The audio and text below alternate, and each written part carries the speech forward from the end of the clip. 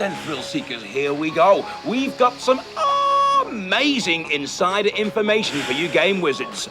Not off. We've got reviews of the latest games and what the experts think of those games.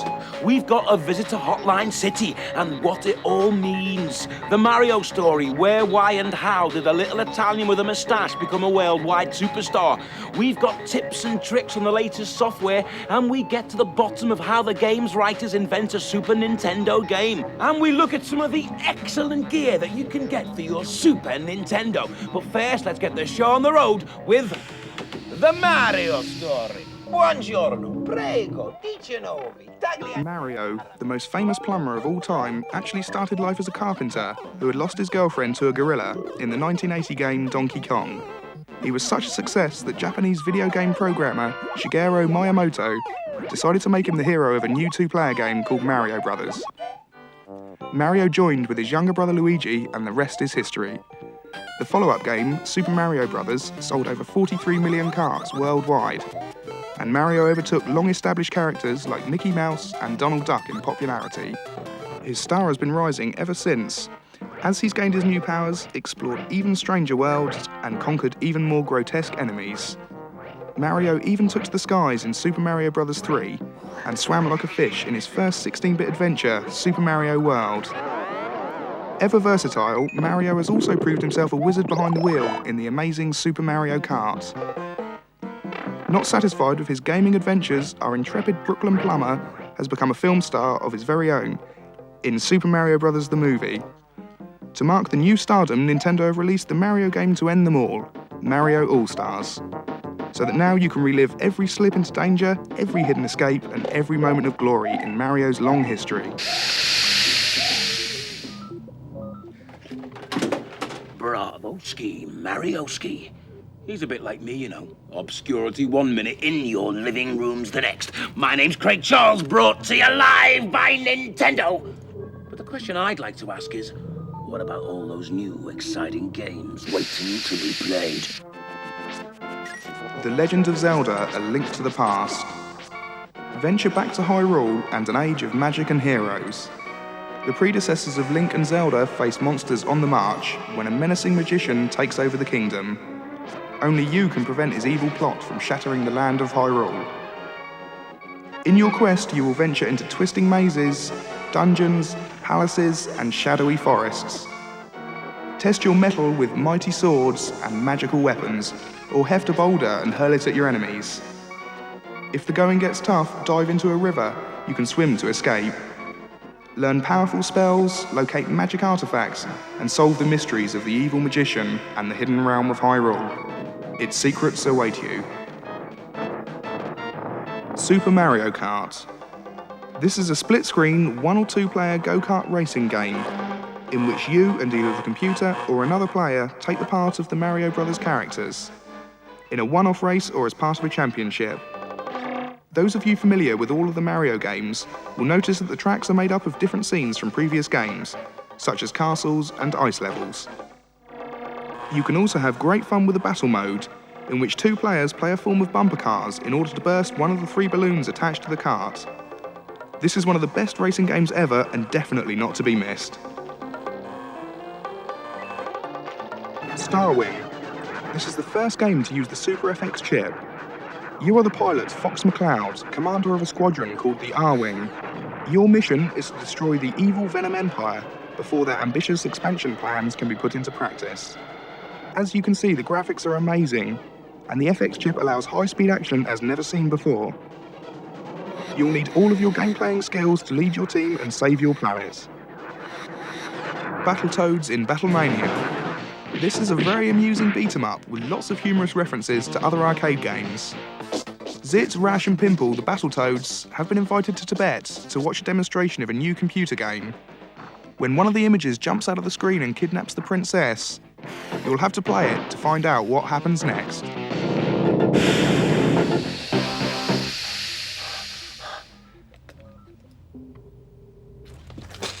Well, I think it's about time I beam down to meet the hotliners.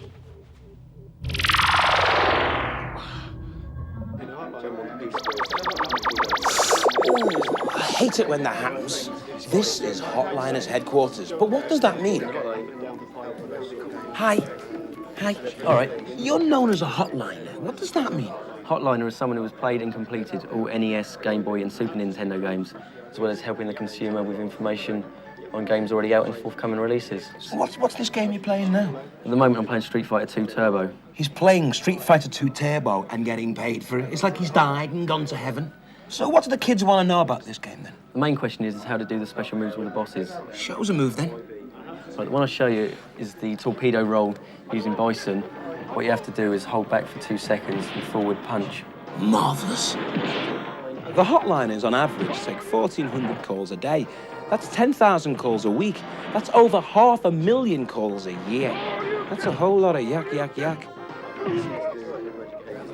Yeah, you got some cobwebs on you. How long have you been here? 3 years. 3 years? Yep. So what's your favourite game at the moment, then? My favourite game at the moment must be Starwing. Starwing, good game, good game. Bad. Come here. Have you been on Games Master and Games World and all that? I've done my bid. So you're a bit of a megastar then? Well, you know. Tell me, let me on the gen. What would I have to do to be a hotliner? I'll take you under a wing. Under your wing. Years of training. Training. And then one day, Synchronicity. the whole lot, you'll be able to be a hotliner. A hotline. Constantly caring. Caring, loving. Giving. Constantly. So, do you think I could be a hotliner? Maybe. I could take you under my wing. It's hard work, though. You know, we've got a team of experts working round the clock, training us. And you've got to care, because we constantly care. And you've got to have coordination and synchronicity. You've got to be well-mannered, good with people. Communicative. It's essential. Okay, I haven't got the big-time edge. I haven't got the total coordination and communication skills you need to make it as a hotliner. I can live with that. Time to review some games. Guide Aladdin and Abu through their quest to defeat the evil Jaffa. This is a Capcom and Disney game that features excellent cinematic graphics, superb sound, and amazing background. There is a password facility and bonus screens. This game will keep you interested forever. It's sure to be a hit.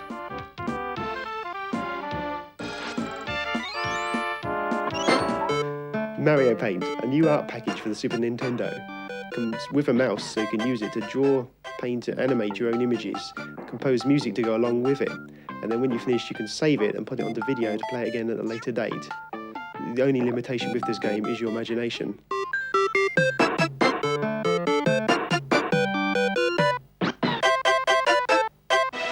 Nigel Mansell's World Championship Racing is the best simulator available for the Super Nintendo at this time.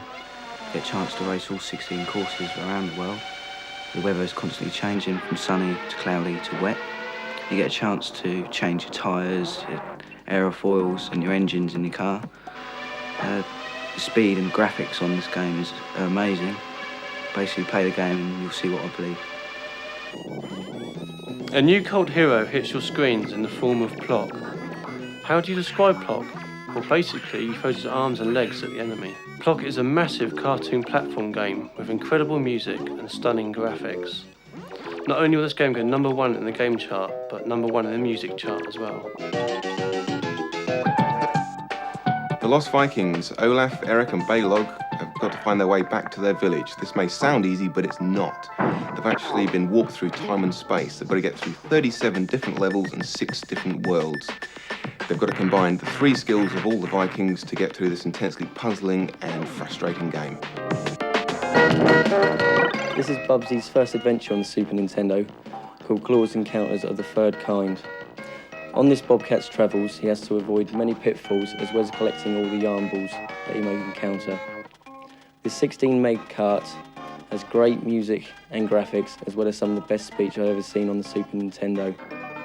He has become a cult hero in America and looks like doing the same in the UK. These games are pretty fantastic, but what always amazes me, and I'll share this with you, is how they fit all the music, visuals, excitement, and all-round top-quality entertainment into one tiny cartridge. So how did we get all of that into this? I think an interesting thing to do, first of all, is to go back a couple of years when we first thought, shall we do a racing game? We knew racing games were very popular, and we thought we had the expertise and the programming skills to do a very good racing game. So we said, yeah, let's do a racing game. The next question we asked ourselves, is there a personality? Is there an endorsement we can add to the game which is going to make it even more exciting? We knew Nigel Mansell was doing well in the World Championship at that time. He wasn't World Champion at that time, but we thought he might be. And we started speaking to him. Would he be interested in helping us with our game? He was very interested. He likes computer games. He takes a Game Boy with him wherever he goes. And soon we had Nigel on board as well. So we were there. We knew we were doing a Nigel Mansell racing game. What we're going to do now is James is going to take us around the building and show us how from that point did we develop the game. Okay, now we've decided to go ahead and produce the Mansell game. We've actually done all the design work. The next stage is to start the programming. We have the computer on which the code's being written. The code that we write ends up in that box over there. That box is our version of the Super Nintendo. It's similar to the one you would have at home, except that what it allows us to do is continually change the program that's running. So this is what's in the cartridge. That code there on that screen translates into this on your Super Nintendo. This is actually the original road that's used in the Nigel Mansell game. The game is nowhere near complete, but we have the actual basic road. When we were developing the Nigel Mansell game, the road was the most important thing. You've got a smooth and fast road system, particularly with something like a Grand Prix game. To get this far took us, probably about 6 or 7 months of programming. The next stage was producing the car graphics, the roadside objects, backdrops, all the other support graphics for the game. And that's what we're going to show you next. Everything that you see in the game will at some point have to be drawn. We actually have to draw the car with every wheel position to add realism to the actual game itself. As well as drawing Nigel's car, we have to draw the cars that you're going to be competing against in the game. Could we run the animation, Greg?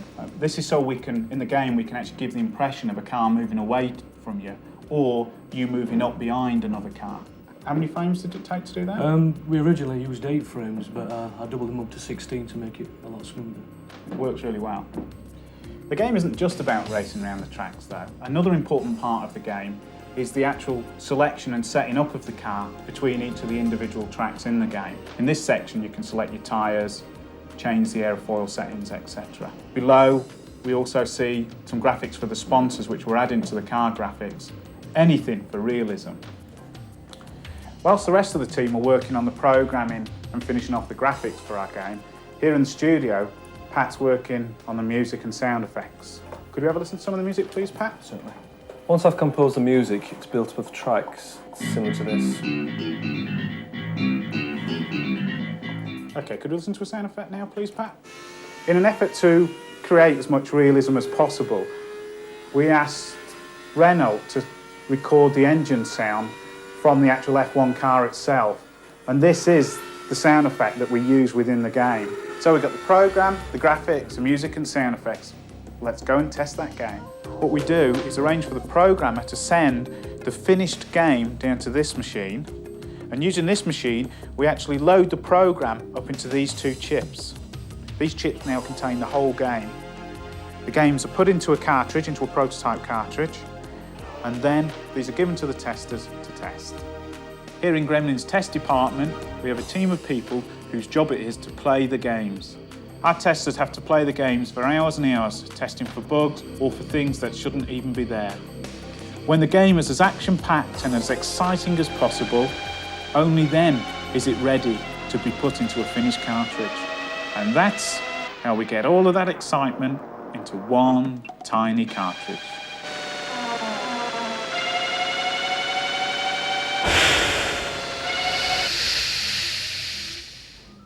Hey, come here. This is between me and you, right? What I want to know is, how can you cheat at some of the games? Don't breathe a word.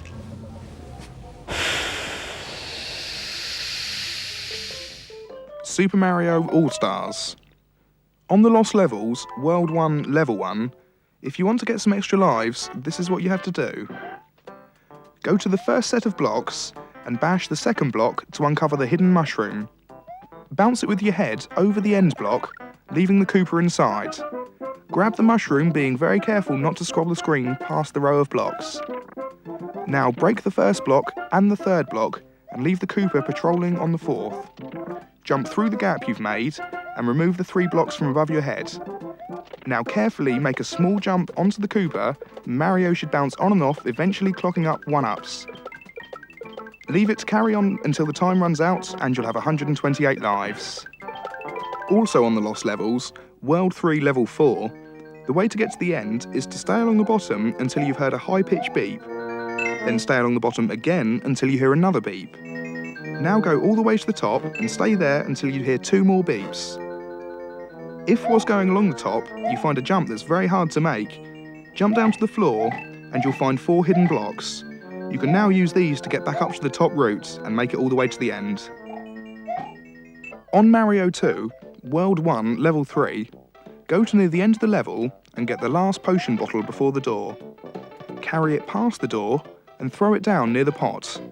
Then enter subspace and go down the pipe whilst you're in subspace, and this will now warp you to World 4.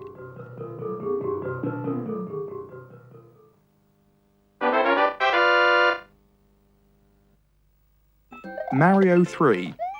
On Mario 3, World 1, Level 3, you'll find near the end of a level a white rectangular block in the air. Jump onto this and kick the turtle off. Now kneel down on the block until you fall through and land behind the scenery. Now run to the right as if you were going to complete the level, but instead of finishing the level, it will take you to a secret mushroom house, and inside this mushroom house is a warp whistle. Plock. When you get to level 3 of Plock, go to nearly the end of the level and look out for the arrow pointing downwards. Jump down and shoot the plum in the tree 3 times. This will take you to a bonus stage. You now have to beat the timer in this bonus stage to get warped to the end of the island. To get the best out of your games, you should try your hand with the Scoremaster.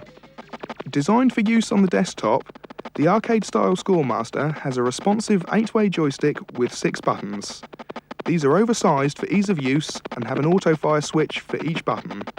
The Scoremaster also features a slow-motion operation with 2 speeds. So whether it's quick or slow, the Scoremaster will put an extra kick into your game. There is also a great accessory known as the Nintendo Scope. This is an amazing piece of gear which is an infrared firing machine, laser accurate to 1 television pixel. There are some great games specially designed for this ballistic bazooka, like Battle Clash and Yoshi Safari. Why not get one for your shoulder and start blasting?